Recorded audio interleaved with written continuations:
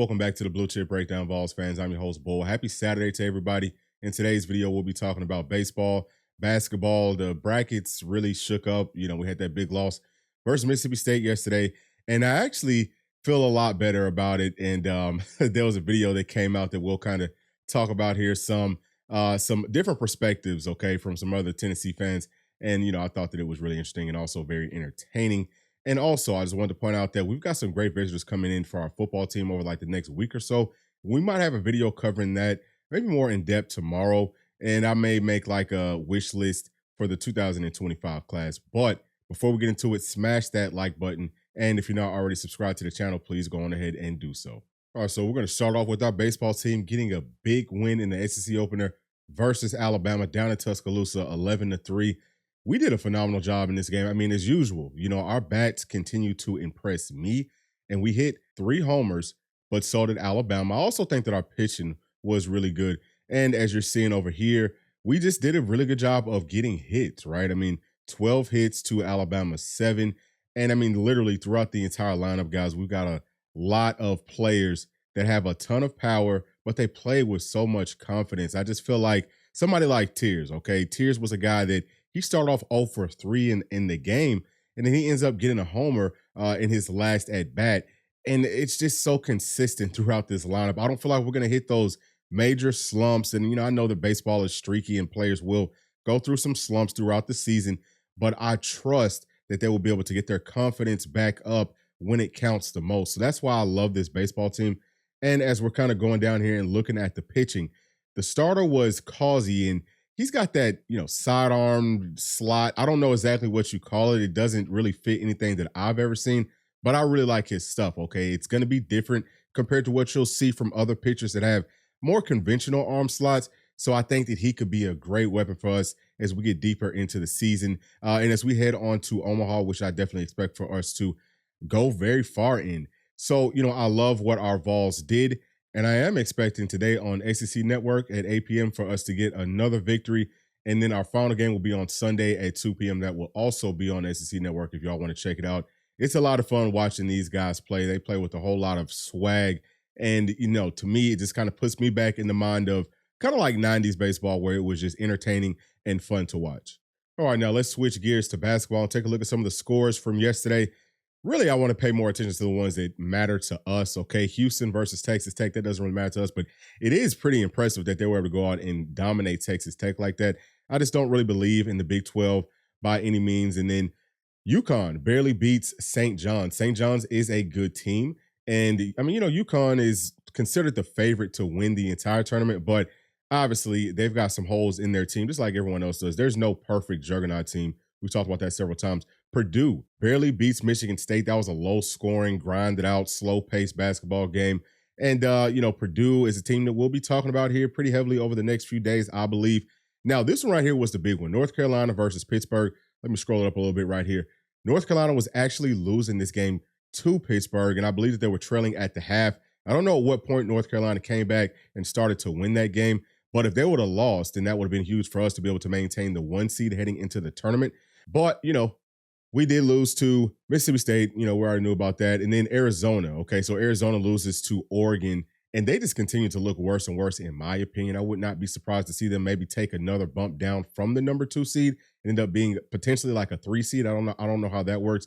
But if everyone would have lost, right? So if obviously we lost, if Arizona loses, and then if North Carolina would have lost, I still think, even though North Carolina, did win their first game, and I believe Arizona did too, I still think Tennessee would have been able to maintain that 1 seed because neither one of them beat teams that were, quad 1 teams. So that would have been huge for us to be able to go out in the tournament early and still be able to maintain that 1 seed. But we'll just continue to kind of scroll through Iowa State versus Baylor. I watched some of that game, and I mean, they just don't play defense in that conference. That's just a very non-physical conference, in my opinion. So any of those teams, like I said earlier, I feel fine being matched up versus them. And Kentucky goes that. I know everyone felt really good about that. That's huge. Texas A&M is going to be a tournament team, I believe, but we'll see how all of that plays out at the end of the day. Providence goes down. South Carolina goes down big to Auburn, and Auburn is looking strong heading into the tournament. And we've got Illinois beating Ohio State. I think that Ohio State was one of those bubble teams, so they're probably out at this point. I don't know. Okay, we'll see tomorrow. And we've got San Diego State in a win versus Utah State. I'm gonna tell you what, San Diego State's a team that I like. I've seen them play and they look good. That would be a team that I would definitely say that we need to keep a close eye out on, in the bracket.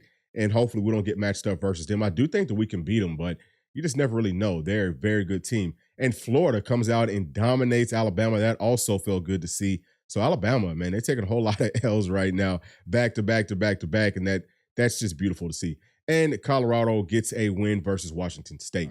So looking at those scores, I feel a lot better about Tennessee's loss to Mississippi State yesterday. Obviously, you're never going to feel good about losing, especially in a tournament type of a situation in March with Rick Barnes and all the talk about, he doesn't do well in March. It doesn't necessarily make you feel great, but you do feel better. Seeing our rivals going down, seeing North Carolina struggling with Pittsburgh in a game that they almost lost, Arizona loses. Tennessee was really close to being able to maintain that 1 seed and also being able to go out early in the SEC tournament and getting a good break, getting some rest. But I still lean more towards wanting the guys to continue to play together and practice together because we're not a hot shooting team. Some players, have been hot over the past week or so, but as a team, we're just not hot, and we've got to find that groove heading into the NCAA tournament. And I feel like the only way that you can do that is to continue to just play ball with the entire team and all get on the same page. Shoot with confidence. Okay, shoot those open shots. We heard Rick Barnes talking about that yesterday. Guys have got to continue to shoot the open shots. And, we've got to start hitting them too. I mean, that's just very important. But, hopefully we can get into that groove with the few days of rest that we have coming up here shortly. And we are going to take a look at what the brackets look like, okay, the bracketology and all that right now. I think that it is a lot of chaos involved in this. And, I think that there's going to be a ton of parity. But before we get into that, I want to talk about another video that really helped me to feel, a lot better. It got me in a much better mood after our loss and after our videos yesterday. And that was Caleb Calhoun's video over there on Off the Hook Sports. And for those of y'all who don't know who Caleb is, he's, I would say one of the guys that knows Tennessee sports history better than anyone that I've ever come across outside of maybe like my father. They can go back and tell you the down and the distance of the plays or, the exact time that a shot was made and just everything, a whole lot of the back history around that game. And they can even kind of go back and tell you what some of the coaches were saying in the press conferences leading up to the game and post game. So he's a wealth of knowledge from that perspective. And I really respect what he does over there on Dave Hooker's channel, Off the Hook Sports. Basically what he was saying is he feels like Tennessee came into the game. Okay. Rick Barnes came into the game saying, hey guys, let's not, overexert ourselves. Okay. We want to play hard and we don't want to make it look obvious that we're basically laying an egg in this game, but that's basically what we're going to be doing. Okay. And he said that he felt like Rick Barnes was doing that to kind of spite the NCAA because of the way that we were slighted in the tournament brackets last season after we won the SEC tournament. So it was hilarious. Okay. I think that Caleb is very entertaining. If you have not seen that video, which I feel like most of y'all have, just reading some of the comments on this channel, over the past, I guess, 24 hours or so. I think that was very well done. It got probably all of All Nation, everyone who watched it, it put us in a much better mood. So I wanted to thank Caleb for putting that out there. But let's go ahead and take a look at what the bracketology looks like that just came out this morning after our Volunteers lost. Okay, so number 1, if you look over here at the number 2 spot, Tennessee is going to be in the Midwest region. And we're seeing that Purdue is over here. All right. South Carolina is over there. Kansas is over there. Kansas usually isn't a very good tournament team. And, I'm not overly impressed with them. Like I keep on saying, those Big 12 teams, I'm just not impressed with most of them. But it's still Kansas, right? And then Creighton, that's a team that I keep on talking about. And it seems like they keep on trying to put them wherever Tennessee is. But if you look specifically just in our little Charlotte region, right, we've got Gonzaga and Michigan State. And I mean, Gonzaga hasn't looked great this season. I think that Tennessee should be able to handle them, but it's still Gonzaga and Michigan State. Okay, that's a team that could also give Tennessee a little bit of trouble. I don't know anything about Longwood, but just looking at this side of the bracket, man, I mean, it's a lot more difficult than what we've seen over the past couple of weeks. And if you look over here to the right on the South region, Houston's also got a pretty difficult bracket. Auburn's over there, and Auburn's playing well. All right, I've heard that Vermont is a team that some analysts really like as well. They're over there. I've heard some things about Dayton being a team that has a chance to make some noise and upset a couple of teams. And then they've also got Florida, who is, that's another team that's playing well. They're getting hot at the right time. So as we continue to scroll down, let's start it off with this west side right here, this west region, and North Carolina. Okay, I definitely feel like they're going to end up with that number one spot. We talked about that earlier. But who all do they have to face? Okay, Alabama. Alabama is a team that is kind of reeling right now, but who knows what they're going to do in the tournament. They have a whole lot of talent. Okay, they can shoot. Once they get hot, I feel like they can beat almost anybody. And then St. Mary's, who's another really good team. I think that they will upset a couple of people in this tournament. And they're also matched up on the same side as Arizona, who I don't really believe in. Okay. I think that they're very overrated, overhyped, but who knows what can happen, right? Whenever you get into these situations, teams that have played well throughout the season, again, man, once people get hot, they just get hot. And that could be a big problem for North Carolina or for whoever they face. So I think that there's a lot of parity on that side as well. Now over here to the East, UConn, who's the odds-on favorite to win the entire tournament. It's going to have to get matched up at some point, more than likely versus Mississippi State, who I wouldn't want to see as a Vol fan for a third time. I really wouldn't want to see UConn either, so I'm happy that we're not on the side with either of those teams. But look at who else is over there, Kentucky.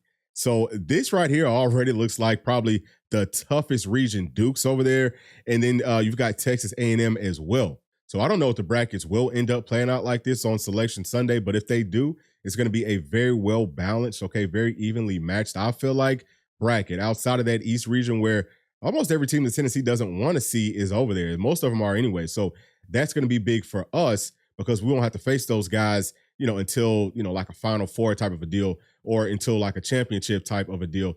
And I think that that's really, really important for our odds to be able to win this whole thing. Now, again, it's not going to be as easy as we thought it was going to be a couple of days ago in that West region where we were the number one seed. That right there, if we could have ended up getting that draw, then, I would feel just phenomenal about our chances to be able to win the whole thing. And that was also before we lost to Mississippi State the way that we did. But if we just get hot, okay, if this team just continues to work together, we can get into a good groove where we can beat anybody. And I also, like I talked about yesterday, I want to see Rick Barnes implement some more zone defense, dude. You've got to switch something up. If you see that we can't stay in front of guys who are better athletes, then switch to a zone. It's okay. Like, I promise it will be okay. We can do that. And, hopefully he will implement that. I don't know if he's ever done that as a coach. I've never seen Tennessee run any zones, and maybe he's just completely against doing that. But you got to do what it takes to win, Rick. I hope that you will. And I hope that y'all enjoyed this video because that's going to be it. Let me know y'all's thoughts down in the comments section.